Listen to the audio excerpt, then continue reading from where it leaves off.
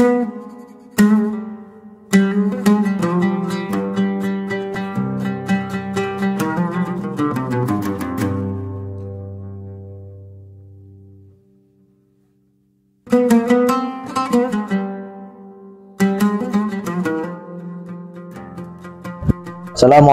warahmatullahi wabarakatuh. Alhamdulillahi ala ni'matil iman wa islam. Asyhadu an la ilaha illallah wa asyhadu anna Muhammadan abduhu wa rasuluh la nabiyya ba'dah. Allahumma salli ala sayyidina Muhammadin al-Fatihi lima ughliq wal khatimi lima sabaq nasiril haqqi bil haqq wal hadi ila siratikal mustaqim wa ala alihi haqqa qadri wa miqdarihil azim. Shadaqallahul azim wa shadaqa rasulihil karim, amma ba'da. Sahabat sekalian yang sama-sama mengharap ridha Allah Subhanahu wa taala, alhamdulillah kita dipertemukan lagi di tahun 2024 pada bulan suci Ramadan, di mana bulan ini adalah bulan yang penuh rahmat, bulan penuh ampunan, dan yang insya Allah setelah bulan Ramadan ini kita akan menghadapi bulan-bulan selanjutnya agar senantiasa dibimbing oleh Allah Subhanahu wa taala untuk mendapatkan keridhaannya. Amin amin ya rabbal alamin. Sahabat sekalian yang dirahmati Allah Subhanahu wa taala, kali ini akan saya bacakan salah satu hadis mungkin sudah familiar, yaitu hadis tentang pahala amal tergantung niatnya. Bismillahirrahmanirrahim. An Amiril Mukminin Abi Hafsin Umar bin Al-Khattab radhiyallahu an qala sami'tu Rasulullah sallallahu alaihi wasallam yaqul innamal a'malu binniyat wa innamal likulli imri'in ma nawa faman kanat hijratuhu ila Allahi wa rasulih fa hijratuhu ila Allahi wa rasulih wa man kanat hijratuhu lidunya yusibuha aw imra'atin yankihuha fa hijratuhu ila ma hajara ilaih.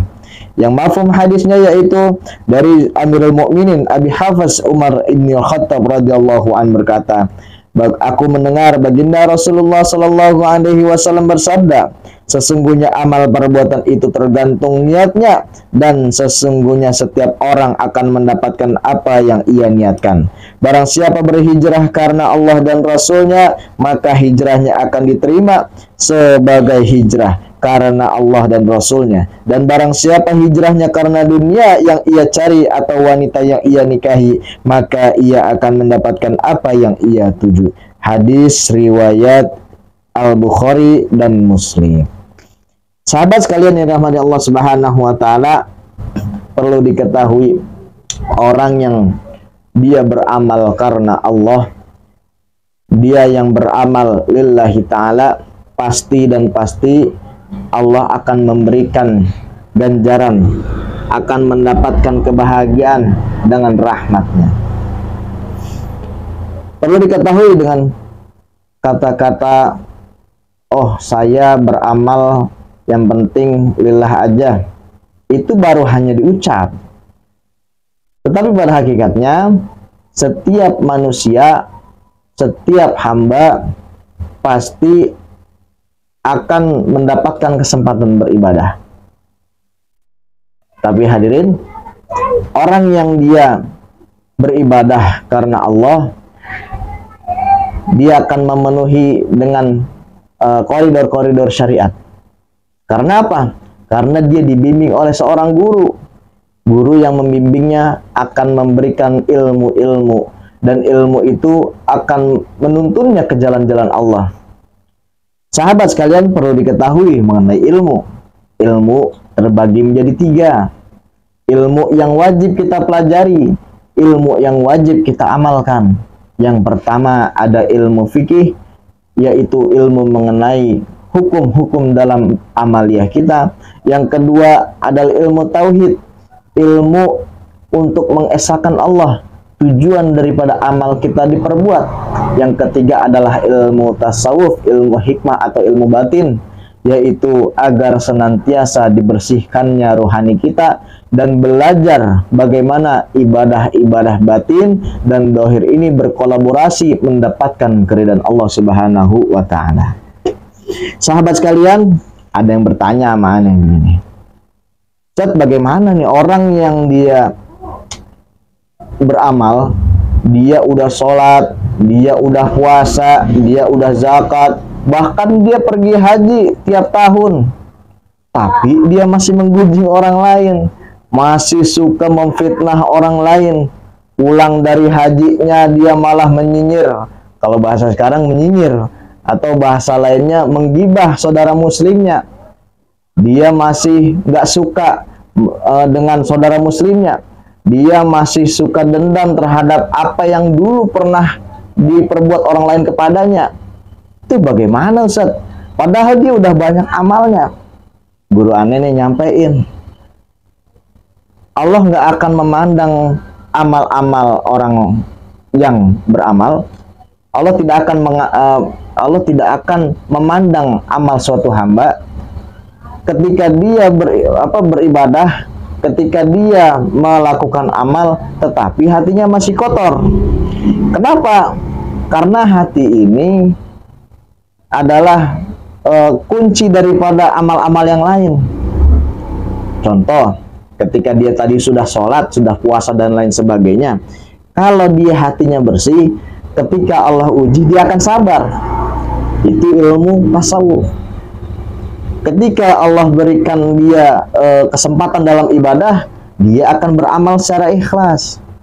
Ketika dia diberikan harta yang lebih, dia akan mendermakan hartanya, dia akan mengikhlaskan dan ridho terhadap apa yang Allah takdirkan.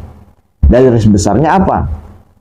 Seorang hamba yang dia belajar untuk mengamalkan apa yang ibadah-ibadah yang dikerjakan, ketika hatinya sudah bersih, maka nanti akan Allah bimbing kepada jalan-jalan keridhaan Allah Subhanahu wa Ta'ala. Sebaliknya, kalau dia udah sholat yang tadi ditanyakan, tapi hatinya masih kotor, satu saja dia menggunjing orang lain, dia memfitnah, dia tidak suka terhadap saudara muslimnya.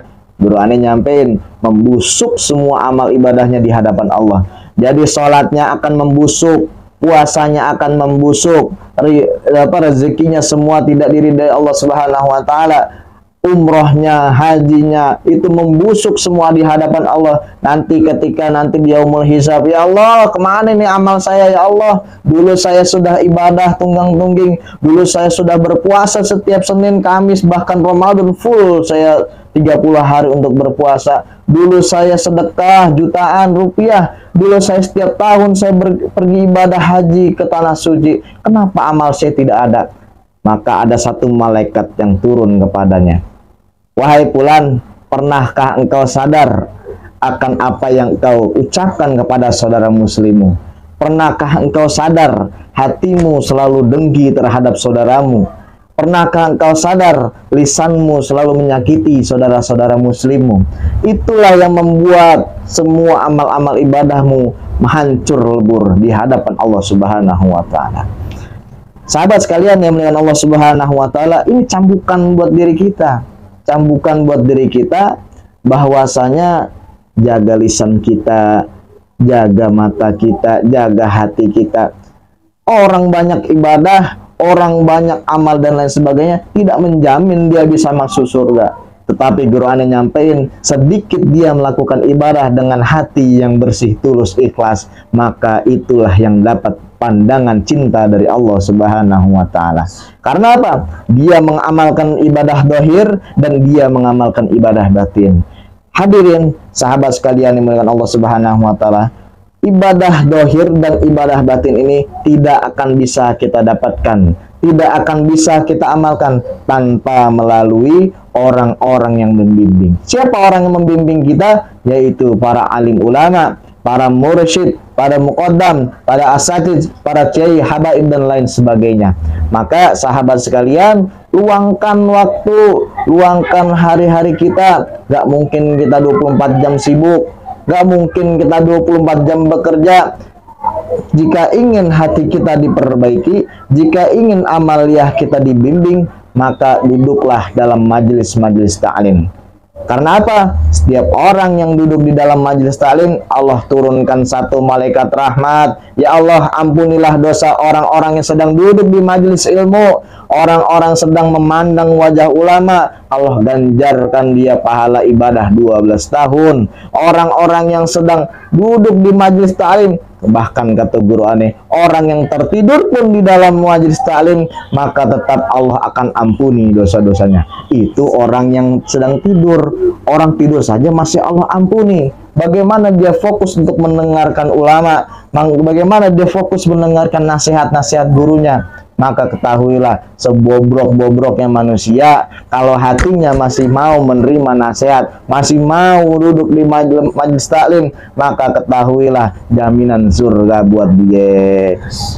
Maka sahabat sekalian, itu yang harus kita ketahui. Orang yang beramal, hatinya bersih, dan dua hal tersebut tidak akan bisa kita dapatkan tanpa bimbingan ulama. Pesan saya mungkin tidak banyak, ya, mudah-mudahan Allah Subhanahu wa taala bimbing kita dalam hal ibadah dohir, bimbing kita dalam ibadah batin, dan berdoa kepada Allah, ya Allah, pertemukan kami dengan guru-guru kami, guru-guru yang kamil, guru-guru yang bersanad kepada baginda Rasulullah SAW, guru-guru yang membimbing hati-hati kami agar dapat mengenalmu, ya Allah, dan pertemukanlah kami dengan orang-orang soleh, kumpulkanlah kami di surga bersama mereka dan para wali Allah, agar senantiasa mendapatkan rahmat dan ridhomu, ya Allah. Amin amin ya rabbal alamin. Mungkin itu saja yang bisa saya dapat sampaikan. Apabila ada benar datang dari Allah, dan apabila ada kesalahan kata, mohon dimaafkan. Lisan saya adalah lisan orang biasa, dan hakikatnya adalah kebodohan saya sendiri apabila ada kekurangan-kekurangan. Wabillahi taufiq wal hidayah. Wassalamualaikum warahmatullahi wabarakatuh.